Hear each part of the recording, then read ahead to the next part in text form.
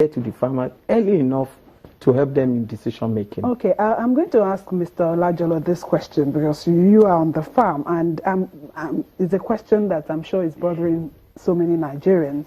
You go to the markets now. Yes, we talk about foreign exchange, and they say, okay, imported goods and some other ones, you know, affected by it. But from 300 naira for a bucket of Gary to 650, and as I'm talking now, there seems to be something that is also going to jack it up. We talk about palm oil. You have 5 liters for 1,800 before. Now paying about 4,000 plus 4, now for it. What is going on? Is dollar also affecting this Gary and palm oil, or is it that some people are just trying to make things more difficult for Nigerians? You know, all these things are not isolated cases, so to speak. It is, if you look at dollar as it were, some of these are cultural inputs too. They have dollar components. I was just telling him that even the herbicides you use, in August we got a can of herbicide that we are using on the farm for 1-2. In September it was 1,500. Now the cost of labor itself has gone up like 50%. Are you getting me? So these things are not isolated. Now someone that farming is economics, is you want to make money. You are not in farming for charity. So you want to make your own money. How do you cover your costs?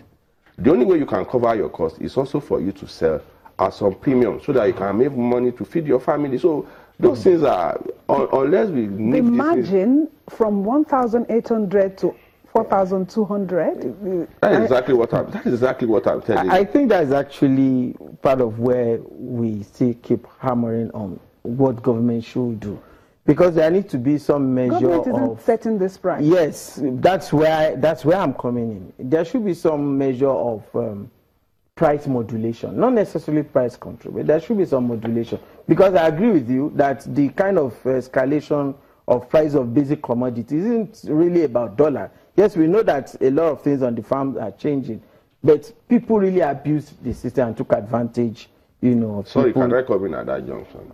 See, I was just coming somewhere. You also need to understand that there is issue of middlemen in this business.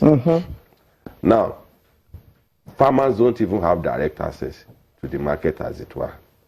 Some people will collect it from them. Yeah. So when so that I was just coming.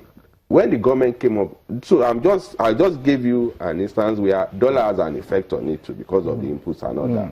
The costs have gone up because of cost of living is moving up. Now, middlemen have also come in. Yeah. Now, that is where the idea of anchor processors will help the farmers. The issue of having clusters. That was why I said, I was just discussing with him in my area that if it's possible for one to get together, get a farmer cooperative, so to speak, so that you can have someone that you sell. So you can actually modulate the price of how these things happen. So, I mean, in a situation where it's just left to free markets, that's what will happen. Even the so-called farmers that you are seeing, they are not the ones making the game. They are not the ones making the game. Yes. They are not the ones. They are middlemen.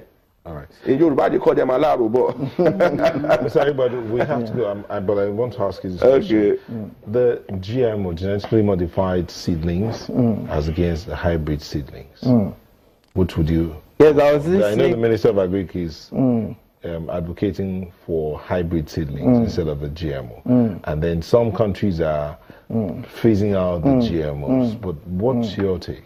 I was listening to your weekday Sunrise Daily Now, and you brought an agric, a farmer, and he spoke very well until he got to that GM thing.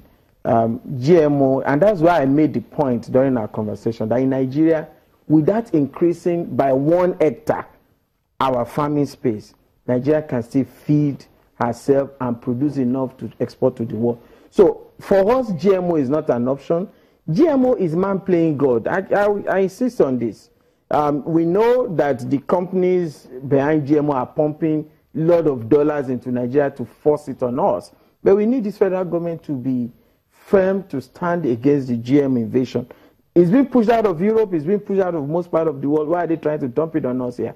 What is the impact of GMO on the Burkina Faso? What's the Burkina Faso experience? Nigeria needs to learn from countries that have done this. And whether government approves GMO or not, this thing is sneaking into our borders. because we have among the most porous.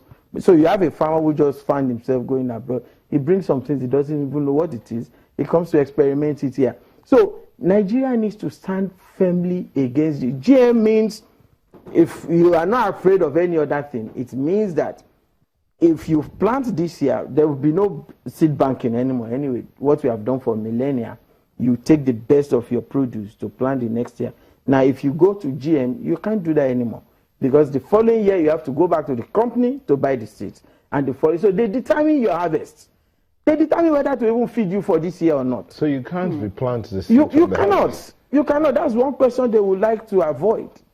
So GMO is not for us. Nigeria is too blessed. Our ecology is too rich to even be considering GMO. Of course, we are not against technology. We are not against biotechnology. There is a lot of research that is coming out that helps our farmer to, cope with adverse effects of climate change, to improving their yield and all of that. But we don't need GMO. That is man playing God. Okay, thank you. Now, let me just quickly go to Twitter. K. Jonathan says, government should woo private investors, grant them 5 years tax holiday to go into food processing. It will enhance agri output. Do you agree with that? Of course. If they are local investors. Local investors, of course. Because this is how all these foreign companies come to fleece money out of us. They get tax holiday. When it's time for them to start paying tax, they kill that company, start another one. But if they are Nigerians, we know that whatever benefits they make will stay in Nigeria. Okay, thank you so much, Abimbola Olajolo. Olajolo. Olajolo. The 20th time, Aribabu. What says Aribadu? Sorry, Aribabu, Sulaiman Aribabu, Agri Consultant. Thank you for coming on the show. Sarah's back in a moment. Please don't go away.